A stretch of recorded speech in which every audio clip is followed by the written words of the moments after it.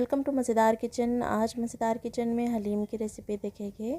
अगर आपको रेसिपी पसंद आती है तो वीडियो को लाइक और शेयर ज़रूर करिए। मज़ेदार किचन को अभी तक सब्सक्राइब नहीं किया है तो प्लीज़ सब्सक्राइब करके घंटी का निशान ज़रूर दबाएं। तो चलिए शुरू करते हैं रेसिपी। सबसे पहले देखिए दलिया ले लेंगे। तो ये 1 कप दलिया लिया है मैंने, जो कि तकरीबन 190 ग्राम यानी कि 190 ग्राम हो जाएगा।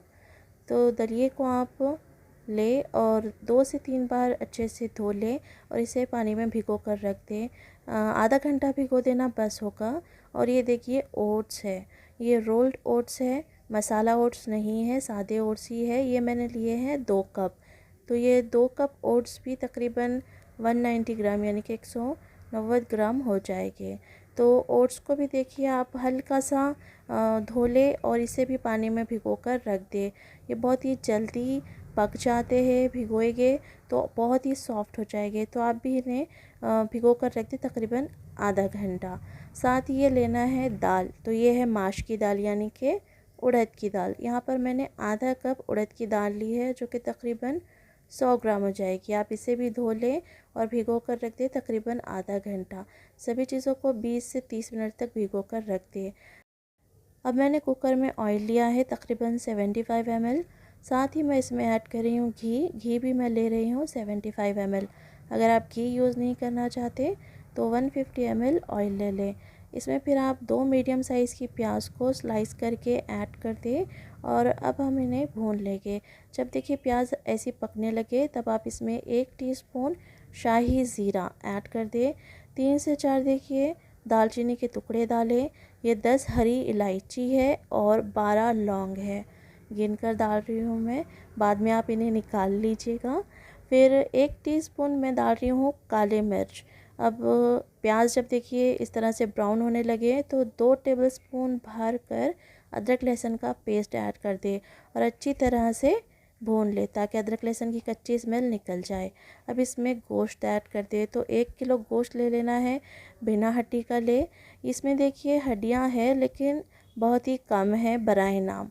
और जब ये देखिए इस तरह से हो जाएगा तब इसमें 1 टीस्पून हल्दी ऐड कर दे, 1 टीस्पून लाल मिर्च का पाउडर डाल दे और अच्छी तरह से मिक्स कर ले। अब मैं इसमें 1 टीस्पून ज़ीरा पाउडर ऐड कर रही हूँ, 2 टीस्पून धनिया पाउडर है, 1 टीस्पून गरम मसाला पाउडर है। सभी चीज़ों को देखिए अच्छे से मिक्स कर लेना है। और ये देखिए कुछ इस तरह से हो गया है। अब मैं इसमें 1 मुट्ठी पुदीना ऐड कर रही हूँ और ये हरी मिर्ची है। तो यहाँ पर मैंने 10 हरी मिर्ची ली है, इस तरह तोड़ ली है। हरी मिर्ची ये ज़्यादा तेज़ नहीं है इसलिए मैंने 10 ली है। अगर आपकी हरी मिर्चियाँ काफ़ी तेज़ है तो आप थोड़े कम लें, वरना पूरा हलीम तेज़ हो जाएगा। अब मैं इसमें डाल रही हूँ 1 मुट्ठी ही, तकरीबन 1 मुट्ठी ही चॉप किया हुआ हरा धनिया और नमक डाल दिया आप। यहाँ पर मैंने 2 टीस्पून नमक ऐड किया है। सभी चीज़ों को अच्छे से मिक्स कर लेंगे और पानी ऐड कर देना है। पानी अच्छा ढेर सारा ऐड करना है क्योंकि हमने गोश्त को बहुत देर तक प्रेशर कुक करना है। तो कुकर का ढक्कन लगा दे और इसे प्रेशर कुक कर ले।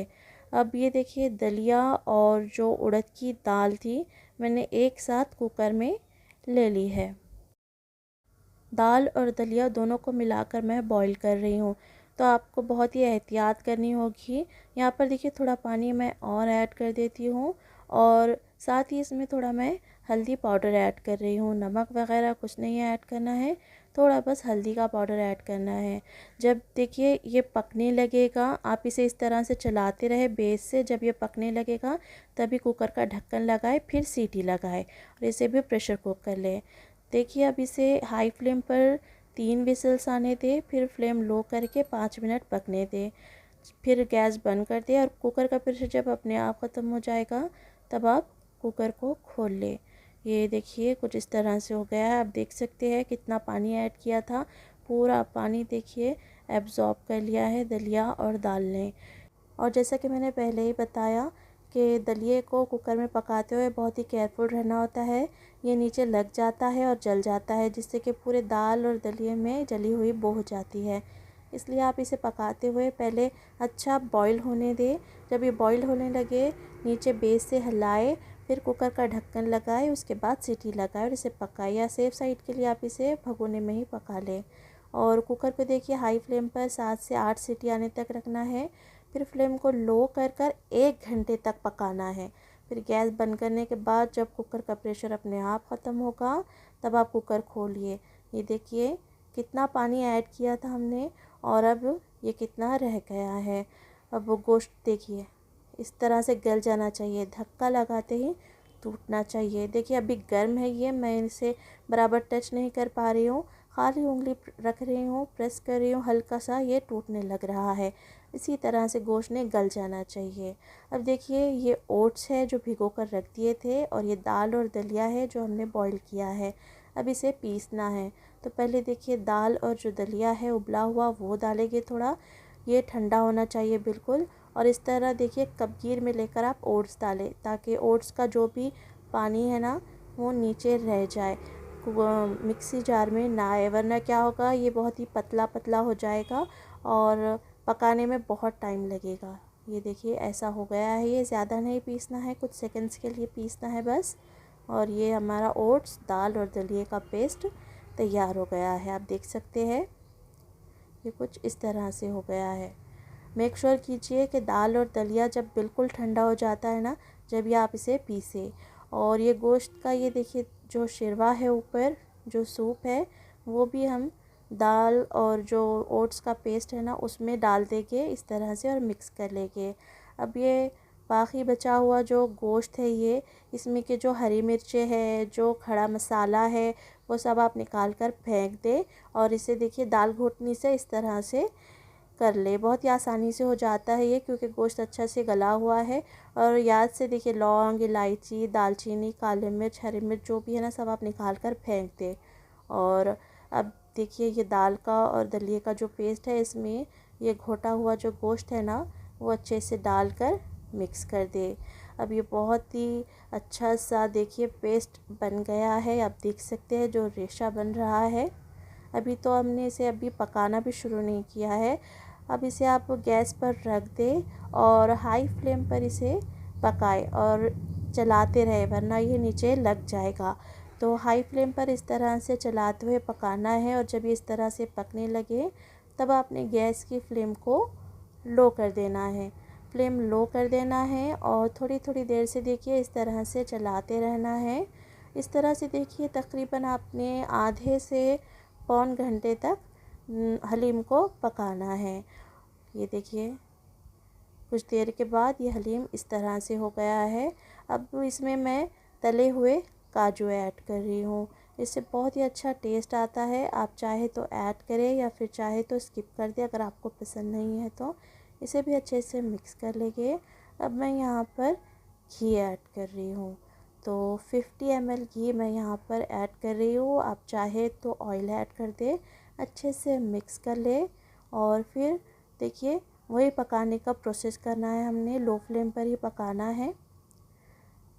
ये देखिए कुछ देर के बाद ये जो हलीम है कुछ इस तरह से हो गया है, आप देख सकते हैं जो थिकनेस है हलीम की, ये जो रेशा बन रहा है वो देखिए। और देखिए जो पकाने का प्रोसेस है ना वो कुछ इस तरह से करना है, आपने इस तरह से चलाना है, ये देखिए, और बेस से भी चलाते रहना है। कुछ देर के बाद यानी कि आधे से पौन घंटे के बाद इस तरह का बहुत ही मज़ेदार सा बहुत ही बढ़िया सा हलीम बनकर तैयार हो जाएगा। अब देखिए मैं हलीम के ऊपर डालने के लिए तरी बना रही हूँ। उसके लिए मैंने घी ले लिया है तकरीबन 25 ml और ऑयल भी लिया है तकरीबन 25 ml। जब ये हल्का गर्म हो जाएगा ना तब आप गैस की फ्लेम को बंद कर दें और इसमें 1 टीस्पून कश्मीरी लाल मिर्च का पाउडर ऐड कर दें और पानी ऐड कर दें थोड़ा सा। अगर आपके पास कश्मीरी लाल मिर्च नहीं है तो आप आधा टीस्पून लाल मिर्च ऐड कर सकते हैं। और पानी ऐड करने के बाद आपने गैस की फ्लेम को ऑन कर देना है और इसे बॉईल आने तक पकाना है। जब ये देखिए इस तरह से पकने लगे तब आपने गैस की फ्लेम को बंद कर देना है। गैस की फ्लेम बंद करने के बाद भी देखिए ये अभी तक इस तरह से पक रहा है। पानी ज़्यादा नहीं ऐड करना है, तकरीबन 25 ml ही पानी ऐड करें आप। और ये देखिए बहुत ही अच्छी ये तरी बन गई है। अब देखिए हलीम को सर्व करेंगे तो उसके लिए प्लेट में सबसे पहले हलीम ले लेंगे। कोई लोगों को देखिए हलीम इसी तरह से पसंद होता है, उसके ऊपर प्याज घी वगैरह कुछ पसंद नहीं आता, ऐसे ही होता है। और कोई लोगों को इस तरह से पसंद होता है। तो आपको जो भी पसंद है आप उस तरह से सर्व करें। यहाँ पर मैंने तरी डाली है, उसके ऊपर घी ऐड किया है और फिर तली हुई प्याज, फिर थोड़े तले हुए काजू और लेमन, और ये हलीम जो है तैयार हो गया है। और हाँ, एक बात, अगर आप 2 कप ओट्स यूज़ नहीं करना चाहते तो 2 कप ओट्स की जगह आप 1 कप दलिया ले लें, यानी कि टोटल आप 2 कप दलिया और आधा कप उड़द की दाल लेंगे। ये मैं पहले बताना भूल गई, इसलिए लास्ट में बता रही हूँ। तो ओट्स नहीं, हलीम की रेसिपी आप घर पर ज़रूर ट्राई करिए और कमेंट कर बताइए कि रेसिपी कैसी लगी। अच्छी लगी तो वीडियो को लाइक करिए, शेयर करिए अपने फ्रेंड्स और फैमिली के साथ, और मज़ेदार किचन को सब्सक्राइब करके घंटी का निशान ज़रूर दबाएं। तब तक मज़ेदार खाएं, खुश रहे, and thanks a lot for watching.